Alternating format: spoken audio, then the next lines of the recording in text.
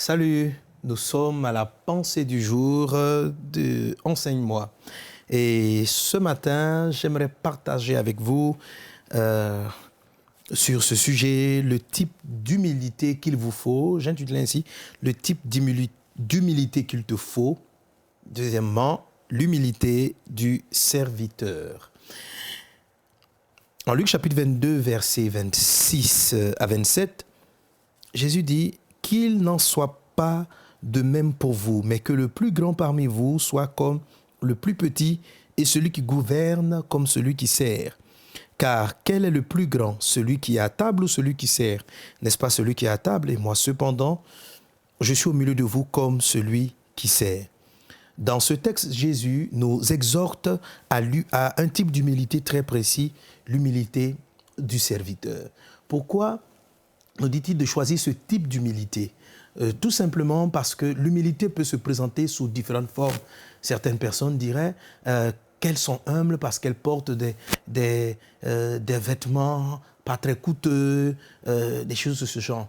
Quand vous regardez la vie de Jean-Baptiste, il était habillé de peau, mais Jésus, par contre, était très bien habillé au point où les personnes se sont disputées son vêtement lorsqu'on l'a crucifié. Donc, l'humilité n'est pas forcément dans ces choses apparentes. Il y a d'autres formes d'humilité, c'est vrai, mais Christ nous exhorte à deux types d'humilité, celle de l'enfant et celle du serviteur. Aujourd'hui, j'aimerais parler avec vous brièvement de l'humilité du serviteur. Quelles sont les caractéristiques de cette humilité et qui font que cette humilité-là est appréciée par Dieu? Toute humilité précède la gloire. Si vous adoptez l'humilité de l'enfant et l'humilité du serviteur, votre vie va connaître l'élévation, vous allez connaître du succès, la réussite qui vient selon Dieu.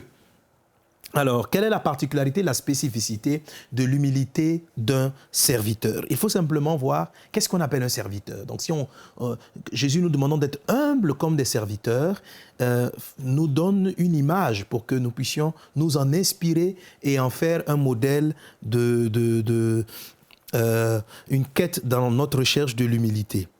Voilà. La première des choses, c'est qu'un serviteur aime servir et non aimer se servir. Un serviteur sert autrui et ne se sert pas des autres.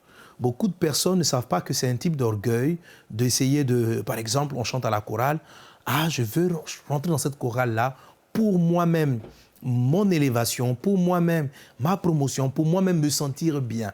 Notre monde est aujourd'hui contrôlé par une forme d'égoïsme où tout ce que nous faisons, c'est pour nos intérêts. Donc, nous ne servons pas réellement le Seigneur dans l'Église, mais nous nous servons quelquefois de l'Église pour atteindre nos propres objectifs physiques, émotionnels, spirituels ou autres. Ce n'est pas la mentalité du serviteur. Le serviteur sert, il essaie d'apporter un service, quelque chose de plus à la vie des autres. Telle était l'attitude de Jésus. Encore par rapport à ce point, un serviteur cherchera non pas le poste dans une situation, mais la charge attachée au poste. Dans le livre de 1 Timothée, chapitre 3, verset 1, l'apôtre Paul dit ceci: si quelqu'un aspire à la charge de l'évêque, il ne dit pas si quelqu'un aspire à être évêque, mais si quelqu'un aspire à la charge de l'évêque, c'est-à-dire la charge de l'évêque, c'est une charge de serviteur, quelqu'un qui se déploie pour les autres. Et c'est ce à quoi aspire un serviteur, non pas à la position. Amen. Et Dieu, bien sûr, peut lui donner la position, mais un cœur de serviteur est un cœur qui sert. Un cœur de serviteur ou l'humilité de serviteur est une personne qui accepte d'accomplir des tâches subalternes. On le voit en Matthieu chapitre 12, verset 16. Voilà, Jésus dit dans ce texte, n'aspirez pas à ce qui est élevé, mais laissez-vous attirer par ce qui est humble. Ne soyez point sage à vos propres yeux. Donc, acceptez d'accomplir des tâches subalternes, des petites tâches autour de vous. C'est la forme d'humilité des serviteurs, c'est-à-dire celui qui se laisse attirer par ces choses. Acceptez de vivre quelquefois dans des basses conditions. Accepter ce genre d'humiliation fait partie donc de la mentalité du serviteur. Luc chapitre 9, verset 58. La mentalité du serviteur, l'humilité du serviteur est celle-là qui vous apprend à accepter l'humiliation. Jésus, en mourant à la croix, a été exposé à l'humiliation. Il a souffert l'humiliation. Il était déshabillé, lui, tout nu, pour que nous soyons sauvés, pour que nous ayons la vie. Jésus a dit, si quelqu'un veut venir après moi, qu'il renonce à lui-même. Un serviteur est prêt à accepter l'humiliation. Vous connaissez les serviteurs, ils sont quelquefois humiliés dans leur position. Jésus dit, soyez humbles comme des serviteurs. Un serviteur encore est humble en ce sens qu'il honore ceux qu'il sert. Il n'essaye pas, il ne cherche pas ses propres honneurs. Malachie, chapitre 1, verset 6. Il sert, il participe à honorer ses maîtres, à honorer les autres. Donc la mentalité du serviteur va être de mettre en valeur les personnes avec lesquelles nous sommes, mettre en valeur nos amis, faire ressortir leurs dons, leurs capacités et non forcément faire ressortir ses propres mérites à soi. N'est-ce pas? Être humble comme un serviteur permet de mettre en exergue les valeurs que les autres personnes ont. Être humble comme un serviteur, c'est attendre des instructions. Oui, un serviteur ne fait pas ce qu'il veut dans la maison. Il attend qu'on lui donne des instructions et il fait exactement ce qu'on lui dit et il améliore les choses qu'on lui dit. Telle est la mentalité du serviteur. Quand vous êtes humble comme un serviteur, vous savez chercher le Seigneur, recevoir des instructions de Dieu avant de vous lancer dans quoi que ce soit, soyez humble comme des serviteurs. Un serviteur est disponible à être envoyé n'importe où. Un vrai serviteur va là où le maître exige à ce qu'il parte.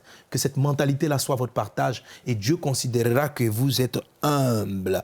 Un serviteur n'a pas besoin d'être remercié. Luc chapitre 17, verset 10.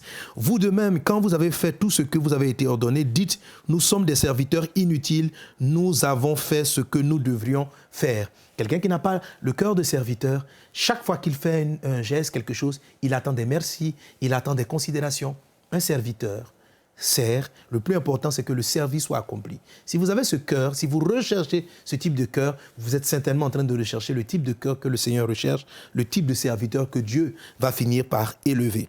Un serviteur ne cherche pas non seulement l'honneur, mais il ne cherche pas aussi les places d'honneur. Luc chapitre 20, verset 46. « Gardez-vous des scribes qui aiment à se promener en longue robe, à être salués dans les places publiques, qui recherchent les premières sièges dans les synagogues et les premières places dans les festins. » Que cela ne soit pas votre mentalité.